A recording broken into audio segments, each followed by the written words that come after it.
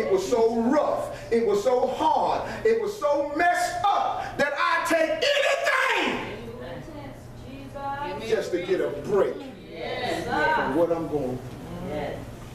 My God. And when the battle was something I should have came out with complete victory, I come out broken because I got lost in the midst of the fight. Putting a stamp on it is what will help me keep my way. Because I can come back to that stamp and say, at this moment, at this time, I received. There's a movie called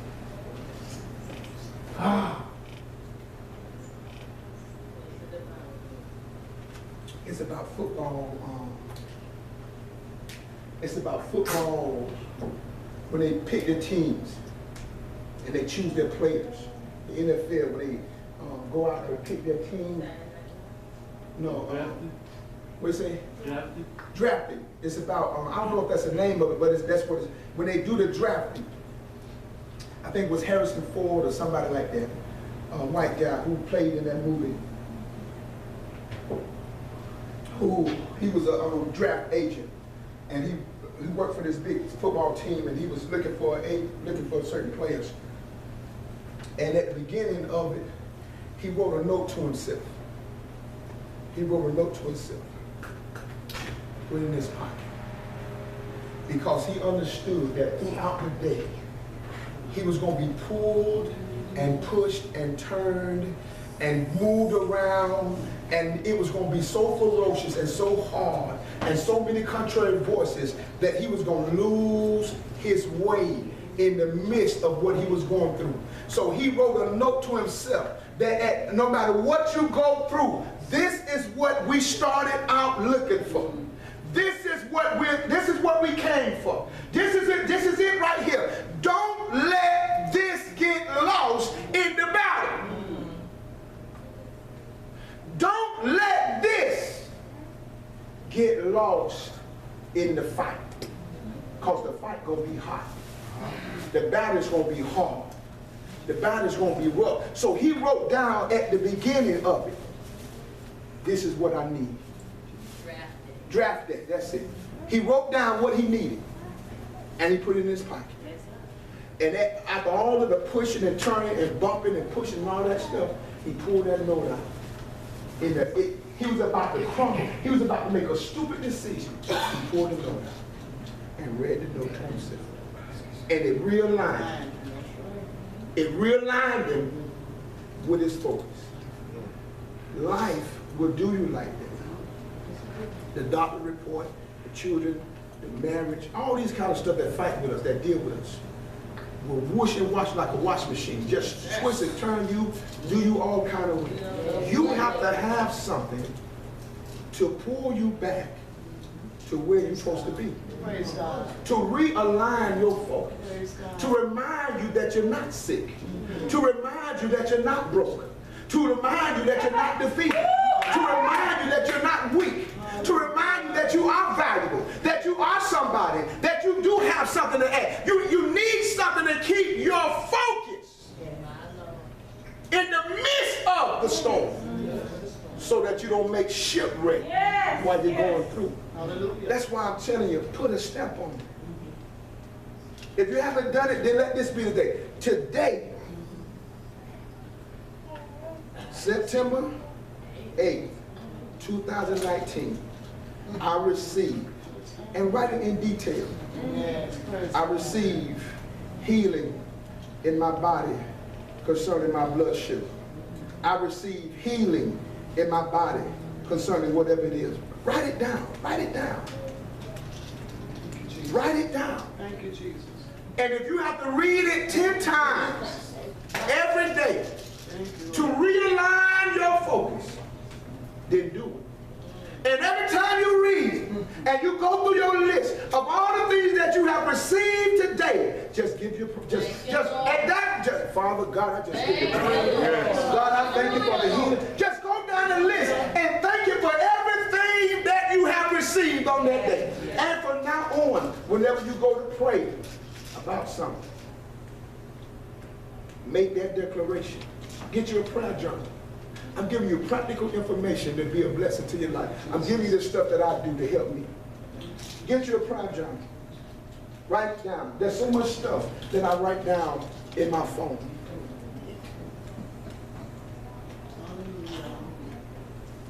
And I read it to myself. Sometimes I leave voice messages on my phone to myself. Write it down. And praise him for each one of them as you go down the list. Father, I thank you for this. Father, I thank you for that. Father, I give you praise. And I'm not just talking about, no, Lord, I thank you. I'm talking about for real. Open your mouth and give God some praise for that. I don't care if you still feel the pain in your body. Father, I thank you for the healing of my body, because on this day, at this time, I received my healing that you had laid up for me over 2,000 years ago. I received that healing. I am healed. I am redeemed. I am strengthened. Your life is quickened in my body. You declare it out of your mouth every time the enemy come to you and tell you whatever. You get your list out. You read your list.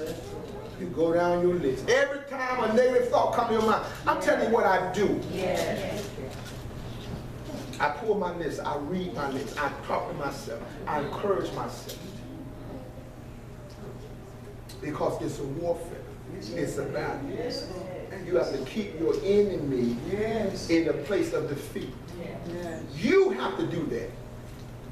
Christ defeated him, but it's your job to keep him in a place of defeat. Don't take your foot off his neck. Because the moment you take your foot off his neck, he's going to get up. He's not going to stay down if you take your foot up. You got to keep your foot on Satan's neck. The Bible says, give him no place. No opportunity. No place. Don't give the devil no place to get up. Keep your foot on his neck. In every area of your life, keep your foot on his neck. You are defeated. You are defeated. You ain't got no choice but to be defeated. You are defeated. You are defeated. Hallelujah, Jesus. Our prayer life is very important. It's very important. Because that's the way we win. That's the way we see the manifestation. The Bible says Elijah was a man just like you and me. The Bible says he was no different than you and me. Regular guy. But when he prayed, the heavens opened up. Now he tells us that so that you will know that if Elijah could make the heavens close and open, then you also can make the heavens open and close. That's the whole purpose of James, the 5th chapter, around verse 16 and 17. The whole purpose of him telling you about Elijah and telling him that Elijah was a man of like passions just like you and me, was so that you would know that if he was like you and me, that whatever he did, you can do too. Amen. But Elijah was willing to bow himself for 7 times. We don't know how long that took. But he was willing to stay there until what he was praying about came to pass. The question is, are we willing to stay there until we see what we're praying about? Or will we lose interest? Let me tell you this, and I'm getting ready to close. Anything you're willing to live without, you're going to live without. Anything you're willing to live without, you're going to live without. If you can live without healing, you're going to live without it. If you can live without having your bills paid, you're going to live without it. If you can live without your children being lost, they're going to be lost. Whatever you are able to live without, you're going to live without. You're going to live without. Because one of the secrets to prayer is desire. And most of us don't understand what real desire is. You say you desire, but you don't really desire it. You don't really desire it. Somebody say, I want to lose weight. You don't want to lose weight. I say I want to lose weight, but I don't really want to lose weight. Right. But I be so hungry. You don't really want to lose weight. Because the evidence of desire is in the pursuit. So if you're not pursuing what you say you desire, then you're just lying to yourself. You just accept that. It's called self-deception. You're just making it easier for yourself to accept where you are. Yes. That's all you're doing, playing games, playing mind games with yourself. I did my best. You lied. You ain't did your. You did not did. You not did. I did myself. There are many things that I've said. I did my best. I was lying. I didn't do my best. I did not do my best. You did all you wanted. I did all I was willing to do. I did what I was willing to do at the moment. And it was not enough to be successful in that endeavor. I did all my best. No, you didn't. There's a whole lot of stuff you could have did, but you didn't do. Because it was not at that moment worth it to you to do. It's very hard to train yourself in the stuff that I'm talking to you about right now. There are some people who are born with that type of intensity and that type of desire to pursue, regardless of the obstacles of what come in their way. There are some people who are born with an inner fire that will attack any wall that is in front of them. I don't have that natural fire. I was not born with that natural fire. I don't have that natural fire. I have to teach myself. I have to force myself. I have to conjure up that fire because I understand that without that fire, I will be unsuccessful. Yeah. I am by nature a procrastinator. Yeah. By nature, I am lazy.